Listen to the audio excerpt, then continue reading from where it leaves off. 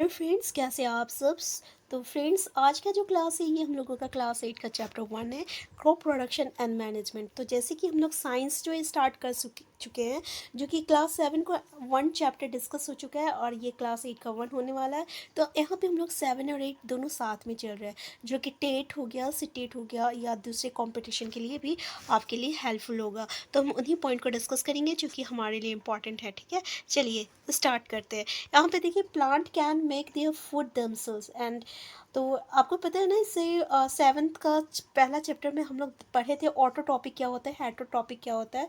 तो auto topic जैसे कि यहाँ पे बोल रहा है plant can make their food by food themselves. मतलब क्या हुआ कि प्लांट जो है अपना खाना खुद बनाता है by the process of photosynthesis. Photosynthesis भी हम लोग पढ़े थे। तो ऐसे को हम लोग, इस प्रोसेस को हम लोग क्या कहेंगे, ऑटोट्रॉपिक मोड ऑफ न्यूट्रिशन कहेंगे। ठीक है, अब जैसे एनिमल्स हो गया इंक्लूडिंग ह्यूमन बींग्स, वो अपना खाना खुद नहीं बनाता, वो डिपेंड होता है प्लांट पे। तो इसको हम लोग क्या कहेंगे, हेटरोटॉपिक मोड ऑफ न्यूट्रिशन कहेंगे। ठीक है, हेटरोटॉपिक मोड ऑफ न्यूट्रिशन। तो ऑटोट्रॉप्स क्या होता है, ऑटोट्रॉप्स वो ऑर्गेनिज्म होती है जो कि आपका हेटरोटॉपिक मोड ऑफ न्यूट्रिशन को परफॉर्म करता है। और हेटरोट्रॉप्स क्या होता है, हेटरोट्रॉप्स वो ऑर्गेनिज्म होता है जो कि आपका हेटरोटॉपिक मोड ऑफ न्यूट्रिशन को फॉलो करता है। ठीक है ना। अब यहाँ पे क्या है बोल रहा है, you already know that energy from the body is utilize by organism for carrying out the various body functions such as digestion, respiration and excretion. अब जैसे कि हमें पता है कि हम लोग जो भी खाना खाते हैं, ठीक है, उससे एनर्जी मिलता है और उस एनर्जी का यूटिलाइजेशन हम लोग कहाँ करते हैं, तो वेरियस बॉडी फंक्शंस क्या होता है, जैसे कि हम लोग खाना ले खाते हैं तो उसका डाइजेशन होता है। ठीक है, सब। फिर रेस्पिरेशन होता है, एक्सक्रिएशन, एक्सक्रिएशन मतलब होता है बॉडी से वो रिमूव हो जाता है। जैसे जो कि आपको पता है अनडाइजेस्टेड फूड जो होता है वो बॉडी से जो है रहता है, रिमूव हो जाता है, उसको हम लोग क्या कहते हैं, उसको हम लोग एक्सक्रिएशन कहते हैं। ठीक है ना। डाइजेशन प्रोसेस क्या होता है, जिसमें कि लार्ज कॉम्प्लेक्स फूड जो रहता है ब्रेक होता है स्मॉलर सिंपलर सब्सटेंसेस में, इसको डाइजेशन कहते हैं। रेस्पिरेशन क्या होता है, रेस्पिरेशन जो रहता है इसमें क्या हो रहा है, ऑक्सीजन रिलीज हो रहा है। ठीक है, रेस्पिरेशन में फूड जो है ये ब्रेक डाउन कर रहा है और एनर्जी रिलीज कर रहा है। ठीक है, इस प्रोसेस को हम लोग रेस्पिरेशन कहते हैं। अब क्या बोल रहे हैं यहाँ पे, अब यहाँ पे देखिए क्या बोल रहा है, ये जो टर्म्स है ये बोल रहा है ना कि टिल 10,000 BC तक पीपुल लोग नॉमेडिक थे। नॉमेडिक मतलब खाना बदोश होता है, खाना बदोश हम लोग जो है ये आपका हिस्ट्री में पढ़े हुए हैं, जो कि लोग एक जगह से दूसरी जगह घूमते हैं अब खाने के मतलब कि अपना फूड को के सर्च में, जैसे कि जो शिकारी लोग होते हैं, ठीक है ना, वो जानवरों के पीछे पीछे घूमते हैं। ठीक है ना। और फिर वो जो है जो भी आपका प्लांट एनिमल से जो भी जंगल से जो भी चीज़ मिलता है उसी से जो है अपना जीवन यापन करते थे। तो यहाँ पे जो है पीपल जो है एक जगह से दूसरे जगह घूमते थे और इस तरीके से वो जो कच्चा फ्रूट्स होता है, वेजिटेबल्स होता है, ठीक है, और वो लोग हंटिंग करते थे। तो इस तरीके से उन लोग खाते थे। फिर क्या हुआ, धीरे धीरे जो है उन लोग कल्टिवेट करने लगे, फिर राइस प्रोड्यूस करने लगे, वीट प्रोड्यूस करने लगे, फिर अदर अदर क्रॉप्स का प्रोडक्शन होने लगा और इस तरीके से एग्रीकल्चर का बॉर्न हुआ। ठीक है, यानी इस तरीके से कृषि जो है उत्पन्न हुई। तो यहाँ पे क्या बोल रहा है, जब when plants of the same kind are cultivated at one place on a large scale it is called the crop। अब यहाँ पे क्रॉप क्या होता है, तब देखिए जैसे कि अगर हम लोग धान की खेती कर रहे हैं, ठीक है, राइस की खेती कर रहे हैं, एक प्लेस में एक ही क्रॉप को, एक ही मतलब चीज़ को उगा रहे हैं, धान ही उगा रहे हैं। ठीक है ना। तो इसको हम लोग क्रॉप कहते हैं। ये क्लियर है ना। तो for example crop of wheat means that all the plants grown in a field is. तो सेम चीज़ है। अब यहाँ पे देखिए क्या बोल रहा है, crops are of different types like cereals, vegetables and fruits and this can be classified on the basis of the season in which they grow। अब आपको पता है ना कि क्रॉप्स तो कुछ भी हो सकता है, ये आपका सीरियल्स है मतलब अनाज हो गया, वेजिटेबल्स हो गया, फ्रूट्स हो गया, और ये डिपेंड करता है, हर चीज़ हर मौसम में नहीं उगता है। ठीक है ना। उसका सीज़न जो रहता है क्लासीफाई किया हुआ रहता है कि इस सीज़न में इसी चीज़ को उगेगा, ये चीज़ इस समय उगेगा। ठीक है, जैसे रबी क्रॉप हो गया, खरीफ क्रॉप हो गया, फिर जायद क्रॉप्स हो गया। तो तीनों का जो है सीज़न का डिस्ट्रीब्यूशन है और तीनों अपने अपने सीज़न में जो रहता है उगता है। ठीक है। तो India is a vast country. The climatic conditions like temperature, humidity and rainfall vary from one region to another. Accordingly, there is a rich variety of crops grown in different parts of the country. Despite this diversity, two broad cropping patterns can be identify. अब जो सबसे most wanted question जो हमारे exam में पूछा जाता है, ये आपका खरीफ क्रॉप और रबी क्रॉप्स है।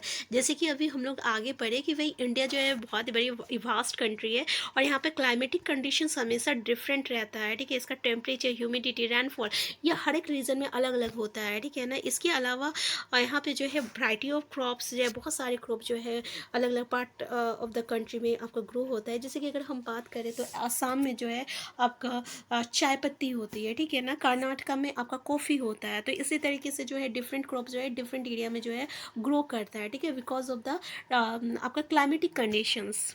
इस तरीके से हम लोग देख रहे हैं कि मैनली जो है डिफरेंट टाइप्स ऑफ यहाँ पे डिस्पाइट देयर दिस डाइवर्सिटी, मतलब इतनी सारे क्रॉप्स होने के बावजूद हम लोग जो है इसको दो ब्रॉड कैटेगरीज में डिफाइन करते हैं। एक खरीफ क्रॉप्स होता है, एक रबी क्रॉप्स होता है। तो ऐसा क्रॉप्स जो कि रेनी सीजन में जो है आपका उगाया जाता है, मतलब कि बोया जाता है, उसको हम लोग खरीफ क्रॉप्स कहते हैं, ठीक है। तो ये जो सीज़न होता है ये जून टू सेप्टेम्बर चलता है, जून टू सेप्टेम्बर चलता है। जैसे कि पैडी हो गया, मैज हो गया, सोयाबीन हो गया, ग्राउंड नट हो गया, कॉटन हो गया, ये खरीफ क्रॉप्स में आता है। आपको एक क्वेश्चन यहाँ पे कई तरीके से पूछा जाता है। फॉर एग्जांपल कि आपको 4-5 क्रॉप्स दे दिया जाएगा, पूछा जाएगा which of this are the kharif crops and which of this are the rabi crops.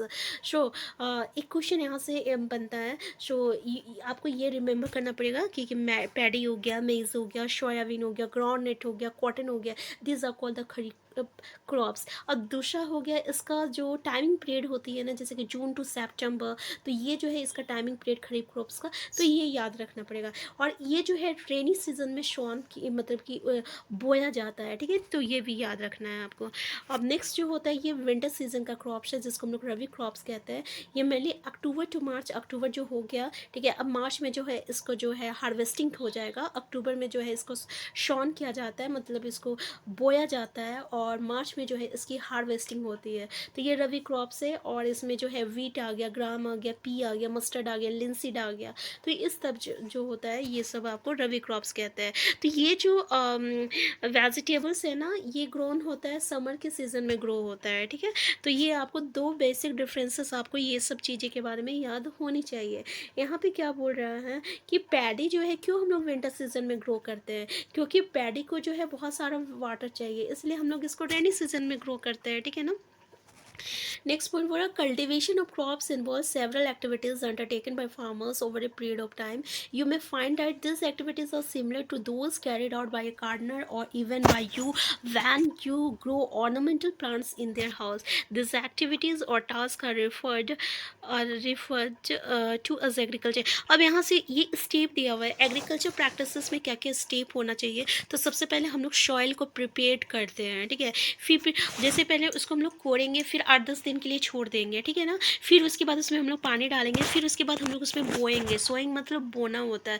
फिर उसमें बोने के बाद हम लोग उसमें मैन्योर और फर्टिलाइज़र ऐड करते हैं, फिर इसमें हम लोग सिंचाई करते हैं, इरीगेशन करते हैं, फिर इसको प्रोटेक्टिंग फ्रॉम वेट्स। वेट्स क्या होता है, तो वेट्स के बारे में भी क्वेश्चन पूछा जाता है। तो just you remember weeds are the unwanted plants that grow within the that grow with the crops, मतलब ये अनवांटेड क्रॉप्स अनवांटेड प्लांट्स होता है जिसकी हमें कोई ज़रूरत नहीं होती है, और वो प्लांट के साथ अपने आप जो है उग जाता है, खरपतवार जिसको हम लोग कहते हैं हिंदी में, ठीक है। इसके बाद हम लोग हार्वेस्टिंग होता है। हार्वेस्टिंग होने के बाद आपको पता है जैसे कि धान का हार्वेस्टिंग हो गया, फिर उसको हम लोग स्टोर करके भी रखते हैं ना, तो ये सारे प्रोसेस जो है इंक्लूड होता है, ठीक है। प्रिपरेशन ऑफ सॉइल तो बहुत ही ईजी है, इसमें कुछ ऐसा खास इंपॉर्टेंट नहीं है। तो यहाँ पे क्या होता है देखने, लूजनिंग सॉइल, अगर हम लोग वाइड इज़ द लूजनिंग, जैसे कि हम लोग सॉइल को जो है ना वो कोड़ते हैं, तो इससे क्या होता है उसको लूज़ कर रहे हैं। लूज़ क्यों कर रहे हैं, क्योंकि इससे क्या होता है ना, ये अर्थवर्म को वहाँ पे मतलब कि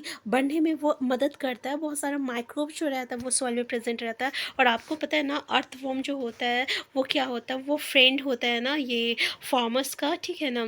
तो this organism are friends of the farmers since they further turn and loosen the soil and add humus to it. तो ये क्या करेगा, फिर से वो सॉइल को जो है इधर उधर घूमते घूमते उसको फिर से वो लूज़ करता है और उसमें ह्यूमस ऐड करता है, ठीक है। ह्यूमस आपको पता है ना ह्यूमस क्या होता है, ह्यूमस वो चीज़ होती है जो कि सॉइल की फर्टिलिटी को इंक्रीज़ करती है, ठीक है। You have learned in the previous class that soil contain mineral, आपको पता है सॉइल जो है मिनरल्स कंटेन करता है, water, air and some living organism. In addition dead plants and animals get decompose by the soil organism in this way. यहाँ पे क्या बोला, जितने भी डेड प्लांट और एनिमल्स है, ठीक है, आपको तो पता है ना, वो डिकम्पोज होता है, किससे होगा, तो सॉइल ऑर्गेनिज्म से डिकम्पोज होता है। तो in this way various nutrients in the dead organism are release back into the soil and this nutrients are, इस तरीके से क्या होता है कि जितने भी डेड ऑर्गेनिज्म में जितने भी न्यूट्रिएंट्स प्रेजेंट होता है वो वापस वो सॉइल पे चला जाता है, ठीक है ना, और उस सॉइल का न्यूट्रिएंट्स जो है फिर से प्लांट कंज्यूम कर लेता है, ठीक है। तो ये एक तरह का प्रोसेस चलता रहता है, फिर से वो प्लांट मरेगा, फिर से उसका न्यूट्रिशन फिर से वो सॉइल में चला जाएगा, फिर वो सॉइल का न्यूट्रिशन फिर से वो प्लांट एब्जॉर्ब कर लेता है, ठीक है। तो ये हो गया आपका, इसलिए जो है लूजनिंग जो रहता है सॉइल का बहुत ही इंपॉर्टेंट रहता है, और इसलिए एक ये इंपॉर्टेंट स्टेप होता है for the cultivation of crops, the process of loosening and turning of the soil. देखिए, तो ये जो प्रोसेस है जिससे कि हम लोग सॉइल को लूज़ कर रहे हैं, टर्न कर रहे हैं, इसी प्रोसेस को हम लोग टीलिंग एंड फ्लॉपिंग कहते हैं। क्या कहते हैं, टीलिंग एंड फ्लॉपिंग कहते हैं, ठीक है ना, क्लियर है। तो फ्लॉप जो रहता है आपको पता है ये वुड और आयरन से बना हुआ रहता है, इसमें कुछ खास इंपॉर्टेंट नहीं है। इसको हम जो है देखिए, फ्लप्ड फील्ड्स में have big clumps of soil called crumbs, मतलब जो बड़ा बड़ा जो मिट्टी का जो रहता है ना ढेला, उसको हम लोग क्रम्स कहते हैं। Sometimes manure is added to the soil before tilling and this helps in proper mixing of manure. और कभी कभी क्या होता है ना, टीलिंग करने से पहले ही जो है हम लोग मैन्यूर ऐड कर देते हैं, इससे क्या होता है, मैन्यूर जो रहता है ना बहुत ही अच्छी तरीके से मिक्स हो जाता है सॉइल का में, ठीक है ना। And the soil is moistured before sowing, और सॉइल जो रहता है पहले उसको भिंगाना पड़ता है सोइंग, मतलब कि बोने से पहले। लॉ तो फ्रेंड्स, नेक्स्ट जो टॉपिक है ये हम लोगों का एग्रीकल्चर इम्प्लीमेंट्स है, ठीक है ना।